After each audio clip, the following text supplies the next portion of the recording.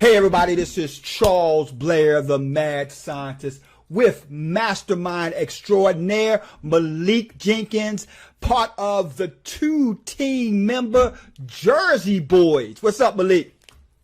What's going on, Charles? What's going on? Man, I am so proud of your success. I wanted to do this case study. I want people to see exactly what it feels like when everything comes together, especially when you become a master of a strategy. What is the strategies right now that you're finding that you're able to close deals with? One is probate. The other is unknown equity. So when you talk about probate, you're talking about your normal probate list? Yes. And then you talk about unknown equity. That's the list that you're getting from where? List source. So list source is one of your primary lists that you're actually using. And I'm gonna tell you guys a little bit something about this deal, because me and Malik was talking about this deal months ago, structuring it, getting everything together. So this is a deal. It's a probate deal, correct? Correct. How many touches did you do before you was able to get this one, or was this on the first touch? This was on the first touch because it was via kind of like word of mouth with my partner's co-worker. So think about this, guys. We talk about how it can be hard to get a deal on the first touch, that you want to have 10, 12, and with actual commercials, they're talking about 9 to 12 touches in order for a person to get a sale from a TV commercial. So in real estate, it's even tougher. So he's got this deal under the first touch from dealing with this homeowner. Now, how did you come across this homeowner, and how did this whole deal come to be?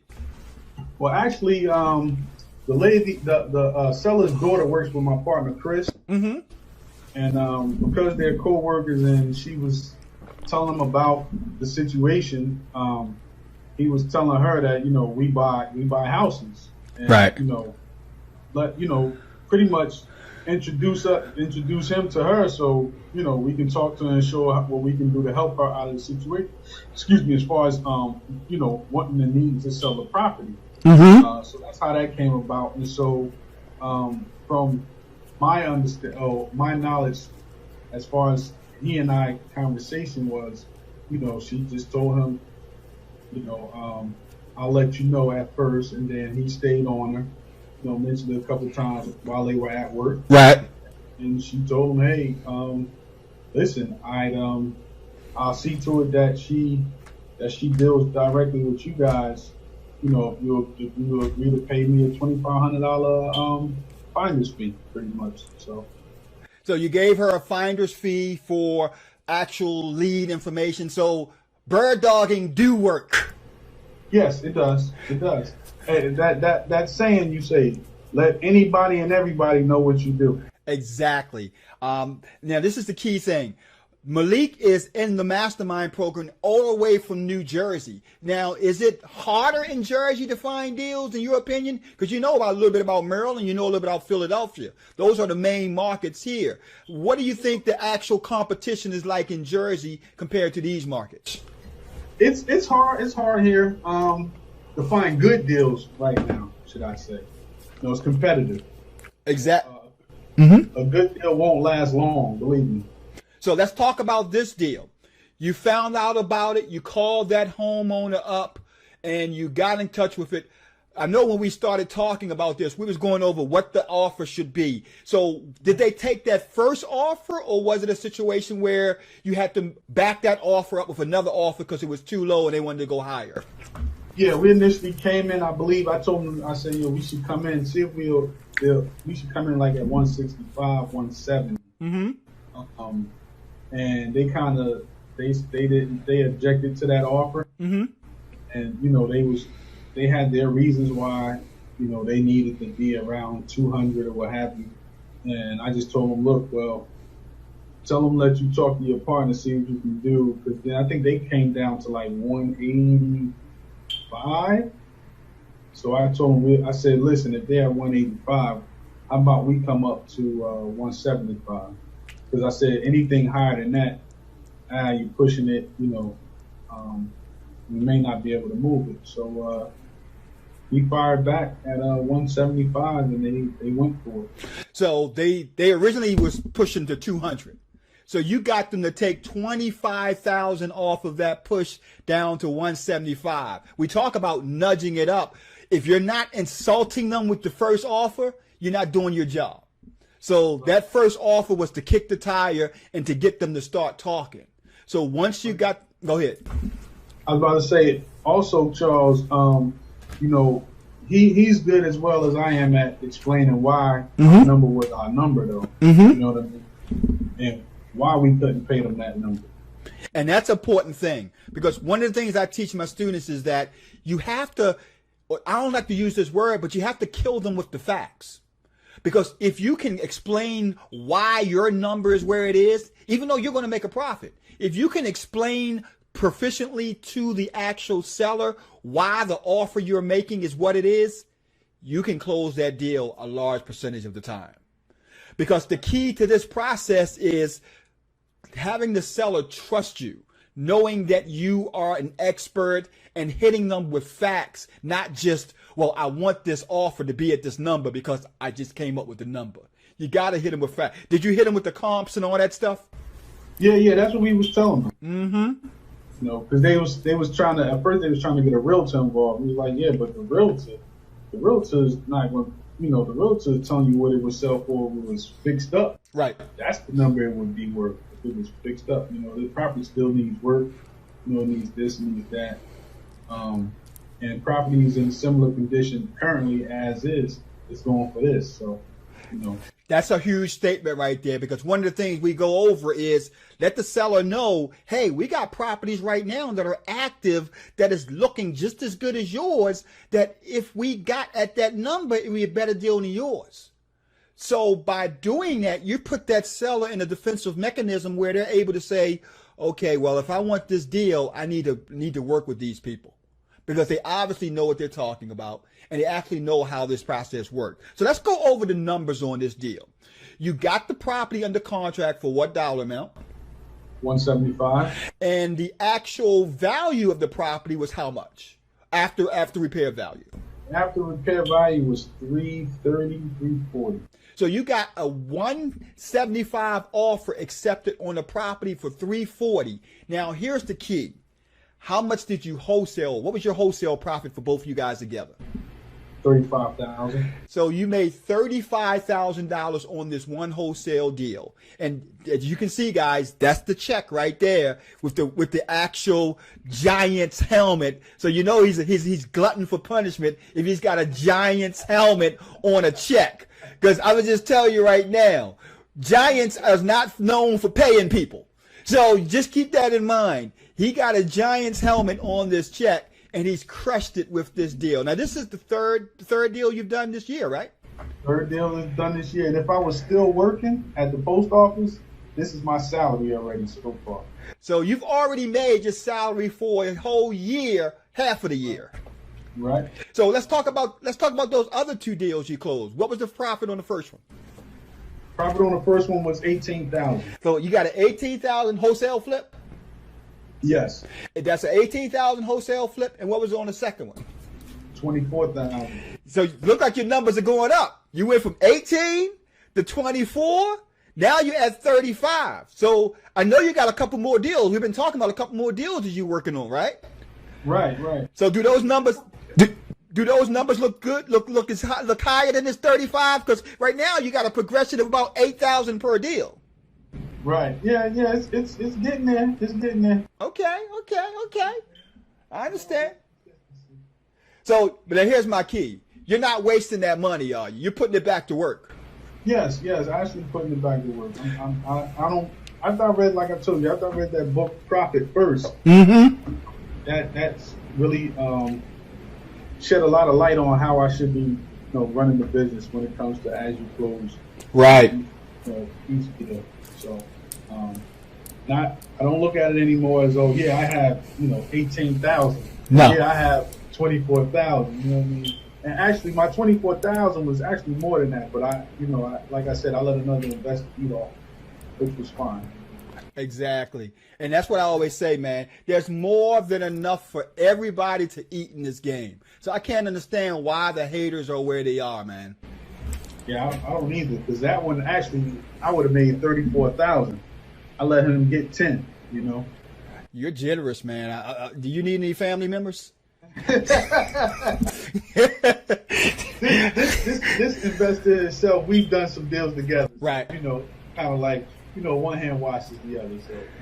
So let people know, man, what kind of determination does it take for you to do what you've been doing? Because you've been crushing it with probate. You've been crushing it with what's the other list you're doing? Unknown equity. Unknown equity. What kind of team members do you have in place in your business right now? Right now, I just have a virtual assistant. So you got one VA. One VA. And of course your partner. And then my partner, yeah. So it's an actual 3-man team. Now, what does your VA do for in your business? Cold call. So you're doing a whole cold calling center. What are you using for the cold calling? I use what's that, Mojo? So I already knew what you was going to use because we talked about what to use and stuff. But you know, I got to ask the questions as if I don't know the answers already. So we got to let people know that this man is out here doing it. Now you're doing this full time. This is the only thing. If you don't kill, you don't eat. You're absolutely right. And trust me, I know what it is like when your ribs is showing. Exactly, man. So that's one of the methods that I tell you guys. A lot of times we get so comfortable with that 9 to 5 that it makes us lose the hunger for success, because we know that if we don't do a deal, we got a paycheck coming in. Ain't nothing like having that hunger of, if I don't do a deal, I'm going to lose my house. I'm going to not pay my rent. My son ain't going to go to camp. I'm not going to do this. I'm not going to do that. You know what I'm talking about. Absolutely. I know it all too well. So you have to have the mindset that that job is only temporary if you feel like it's temporary, because some people like their job. And there's nothing wrong with that. Exactly. Look at it like this, you know, if you don't know that you're replaceable, then that's shame on you, because at any time a job can get rid of you. But I don't know. I don't want to depend on someone else determining where my life is going to go. That's just all. Right. One of the things I've heard somebody saying before, and I put it on my Facebook post last week, is if you can work 9 to 5 for them, why can't you work 7 to 2 for you? Right. So that's the whole key. If you can do it for them, why can't you do it for you? So a lot of people talk about, well, man, you know, I'm tired when I get home and I've been working all day for the man and I got to do this and I got to do that. But yet you can sit home and stick your hands between your legs and watch Empire or watch some other show, but you don't want to work for yourself. Well, you know, that's until that paycheck gets short. Oh, they owe me some hours. Exactly. So how many hours? Go ahead. I said they'd be like, I gotta talk to Bob tomorrow. First thing tomorrow when I see him, they short me 10 hours. Now tell me, how many hours are you actually working in your business per week? Or are you counting? You just got to do it. Yeah, I want to say I at least put about 5 to 10 hours. Some days it's 5, some days it's more. You know, if I'm not out on appointments, then I do work unless I have to run out. But I'll work pretty much the day, whether it's like I got a stack of return mail that I got to get put into, that I have to put into the Excel file so I can have it re-skip. You know what I mean? Right. So those were just mailed out. I never called. You know. So I wanted to have them skip so I can call those now, because you know it's saying non-deliverable. Right. That's vacant. You know, that say deceased. Those go to the top of the list anyway. Now those are more hard. Now, you know, when I work with you guys, I don't teach you to be that one-trick pony. I teach you to be what? Transactional engineer. Exactly. So my question to you is, do you consider yourself a transaction engineer? Oh, yes. I just made an offer Friday on a house that was seller finance. Guy owns it free and clear. He wants $215. As is, it doesn't make sense because the house needs work in $300. Right. You know, the numbers are too close. And I know that he's I know that he's on a disability. I mean, not yeah, he's on disability. He's getting disability from injury, and he's hurting for money. You know, even though he wants to move to Florida. So of course, what I presented sounds real good to him. Yeah, him 15 as an asking price, Mm-hmm. 1,000 at closing. You know, I'm going to pay him 7,200 a year for the next 3 years with a balloon payment of like 143. Oh, I love it. You're talking dirty to me now, Malik. You know I like that, man. Hey, I learned from the best, so you know. Oh, you too kind, man. You too kind. But I'm gonna tell you, when you can adapt the whole concept of transaction engineering, there's no such thing as a bad deal. Now it's just a matter of how can I creatively make that deal profit? How can I creatively make this a win-win for both of us on any kind of deal? And it sounds like, man, that you've pretty much mastered that whole concept. So what kind of advice would you give people who are just starting it and say, man, this damn thing is too hard to do. I can't do it. What kind of advice would you give to people? I say do something every day. Take an actionable step every day towards this business, and you'll begin to gain momentum. It may not seem like it at first, but you begin to gain momentum, and you'll eventually start to see it. You know what I mean? So Yeah. If you're calling people 50, you know, if you're making 50 cold calls a day, and you might feel like by Thursday, man, I haven't spoken to one person. But then you call on the next day and you speak to 2 people, and one of those 2 people is really motivated. You know, now it's just about you performing. Yeah. So, and that's typically how this business goes. When it seems like it's really a hurdle, that just means you're that much closer to getting over that hurdle to getting that deal. And that's what I've always seen. You know, and that's what always happens to me. And I'm doing this business. So. Yeah, when you look at it like I'm just one call away from making almost as much as I made my whole year. It could be on that next phone call. Well, then you know damn well you're going to make that next phone call, because that next phone call could produce almost all the money you made in 1 year. Yep. What more motivation do you need? You know, hey, listen, that's all I need to. Well, that's because you've got all the examples in the world with all the deals you've closed, man. It's been a pleasure talking to you, man.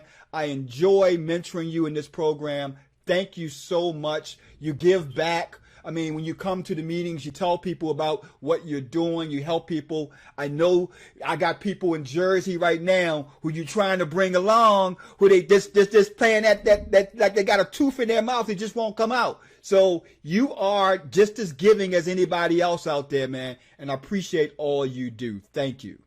Hey, man, thank you, Charles. Honestly, man, it's been a blessing. You've been a blessing, man, because I told you I felt stuck until I signed up with the Mastermind and, you know, was able to really join it and take into, you know, what you was teaching and put the knowledge to use really and really understand it. And it took a minute, especially Right.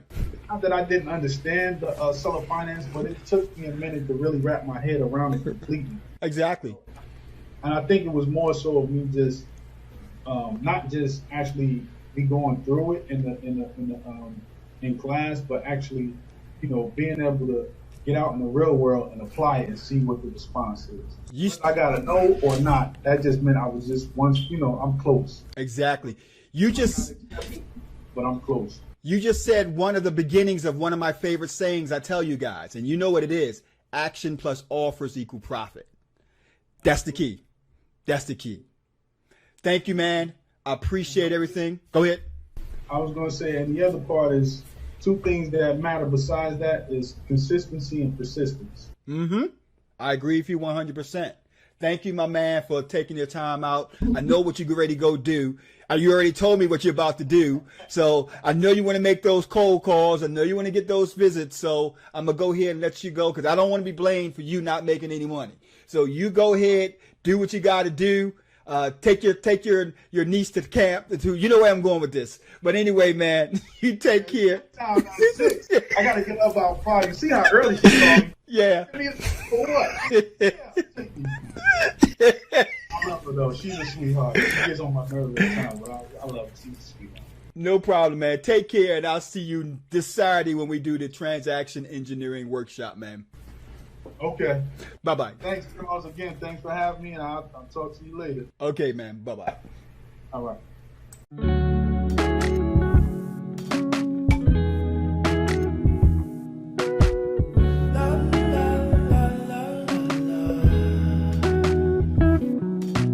Let her know, I gotta let her know that she my white horse, she my medical, she like my baby mama.